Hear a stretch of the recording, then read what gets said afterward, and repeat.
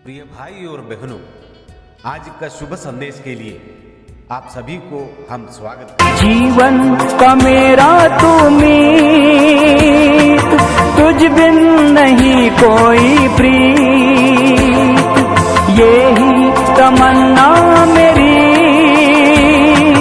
गाता रहूं तेरे गीत। जीवन का मेरा तू मीत, तुझ बिन नहीं कोई प्रीत, यही तमन्ना मेरी, गाता रहूं तेरे गीत। तुझको न छोड़ूं कभी, नाता न टूटे कभी,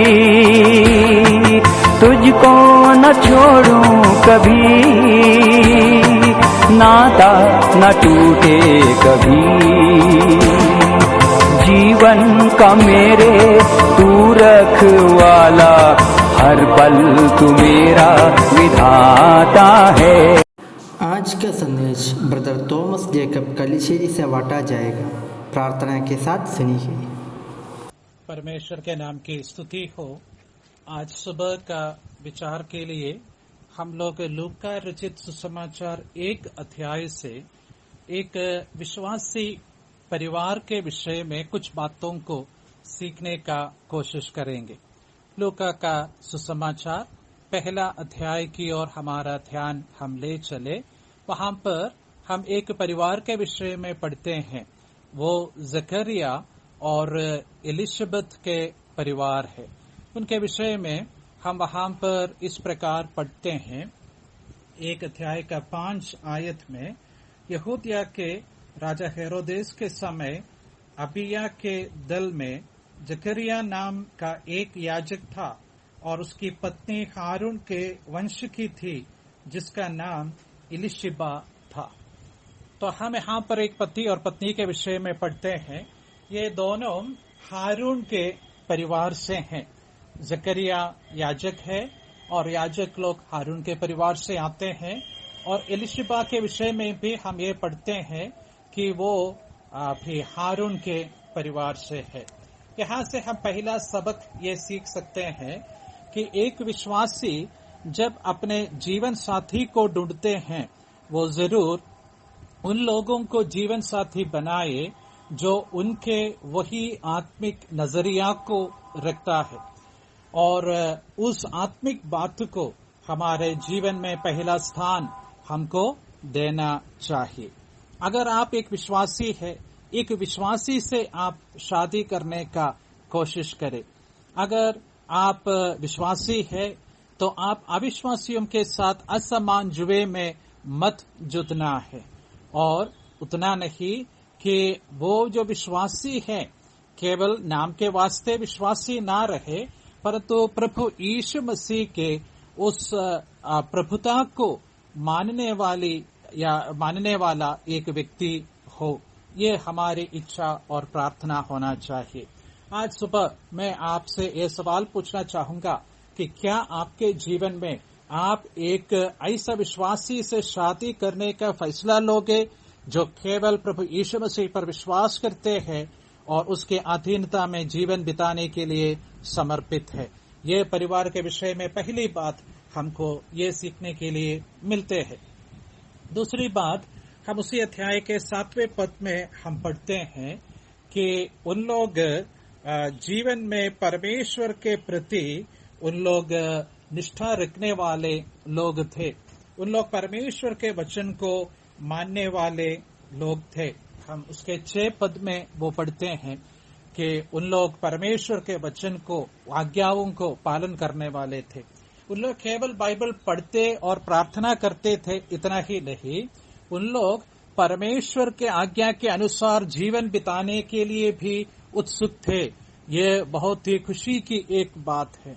उन लोग अपने मनपसंद की कुछ आज्ञाओं का पालन करना चाहा, इतना नहीं, हम वहां पर पढ़ते हैं कि वो परमेश्वर के सारी आज्ञाओं को पालन करने के लिए उन लोग उत्सुक थे।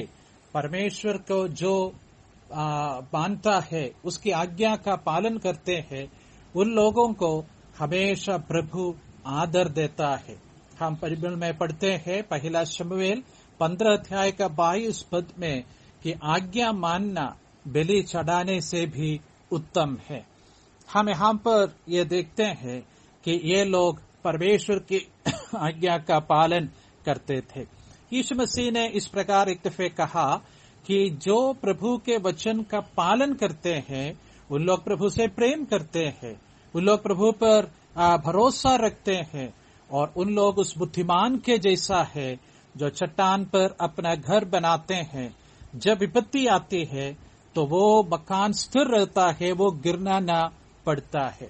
अगर हम परमेश्वर की सारी आज्ञाएं पालन करने के लिए उत्सुक होगा तो हमारे आत्मिक जीवन, हमारे जीवन एक संतुलित जीवन जरूर होंगे। तीसरी बात इनके विषय में ये बताने के लिए मैं चाहता हूं कि ये लोगों के जीवन में उन लोग दोनों विश्वासी थे, परमेश्वर के वचन का पालन करने वाले थे, तो भी जीवन में समस्याएं थी, उनके पारिवारिक जीवन में समस्याएं थी। हमारे भी पारिवारिक जीवन में किसी प्रकार के समस्याएं आ सकते हैं, कई प्रकार की समस्याएं आ सकते हैं, उसमें कोई शक की बात नहीं है। और अगर आप आत्मिक है, परमेश्वर की बात को मानने वाले हैं, तो भी आपके जीवन में ये समस्या आ सकते हैं। हमारे प्रभु स्वयं इस प्रकार कहा था कि संसार में तुम्हें क्लेश है, लेकिन ढाढ़स बांधो क्योंकि मैंने संसार को जीता है। हमारे जीवन में समस्या आ सकते हैं, परंतु हमारे समस्याओं के समय पर हम निराश होने का जरूरत नहीं। समस्याओं को पार करने के लिए जीत का जो प्रभु है, जीतने वाला प्रभु है, उसके ऊपर हम भरोसा रख सकते हैं। ये जकरिया और इलिशिबा उन लोग अपने समस्याओं के समय पर उन लोग प्रभु पर भरोसा रखते थे और प्रार्थना करते थे। वो कितना अच्छी बात है। परमेश्वर पर उनका जो भरोसा है, विश्वास है और आशा है, उसको वो दर्शाता है। अभी इन लोगों को जीवन में परेशानी थी, समस्याएं थी, मुश्किलें थी, तो भी उन लोग कभी भी परमेश्वर की सेवा से पीछे नहीं हटा। हम लूका का सुसमाचार 1 अध्याय का 8 से 10 तक आयतों को जब पढ़ेंगे हमको ये बात समझ में आता है कि उन लोग अपने सेवकाई में कोई लापरवाही नहीं किया। मुझे जीवन में इन प्रकार की समस्याएं हैं, इसलिए मैं प्रभु के लिए जीवन नहीं बिताऊंगा, प्रभु का सेवा नहीं करूंगा, ऐसा उन लोग कभी नहीं सोचा। हम भी ऐसा कभी सोचना नहीं है। समस्याएं होंगे तो भी उसके साथ साथ हम प्रभु के काम में, प्रभु के लिए जीवन बिताने में हम लोग विश्वासियों के निकलने के लिए प्रभु हमें मदद करे।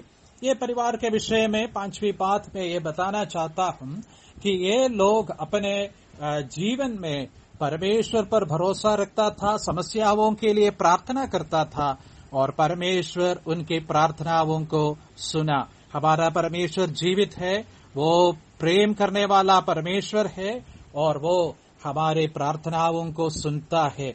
भले देर हो सकता है, लेकिन परमेश्वर हमारी प्रार्थना को अनसुनी नहीं करता है। अपनी इच्छा के मुताबिक हमारे लिए जो सबसे अच्छा और आशीष की बात है, वो अपने प्रार्थना के उत्तर के रूप में वो हमको देता है। इनके विषय में 6वीं बात मैं आपको ये बताना चाहता हूँ। जब प्रार्थना का उत्तर मिला, ये लोग परमेश्वर की आराधना करते थे। लूका 1 अध्याय का 67 आयत से नीचे की ओर हम जब जाएंगे 79 तक उनकी आराधना का शब्द हमको पढ़ने के लिए मिलता है। आखिर में हम ये पढ़ते हैं उसके 80 आयत में, लूका 1:80 में, उन लोगों को परमेश्वर एक बेटा जब दिया, परमेश्वर एक विशेष उद्देश्य के साथ दिया था। परमेश्वर के लिए उस बच्चे को तैयार करने की जिम्मेदारी के साथ दिया था और उन लोग वो जिम्मेदारी को पूरा किया है। हमारे भी परिवार में जो बच्चे हैं वो परमेश्वर की ओर से दान है और इसलिए है कि हम लोग उन बच्चों को परमेश्वर के काम के योग्य बच्चे के रूप में तैयार करें ताकि उन लोग आने वाले दिनों में परमेश्वर के लिए उपयोगी हो। ये परिवार से हम ये 7 बातों को जो सीखा है, परमेश्वर हम सब के लिए आशीष का कारण बनाए। आमीन।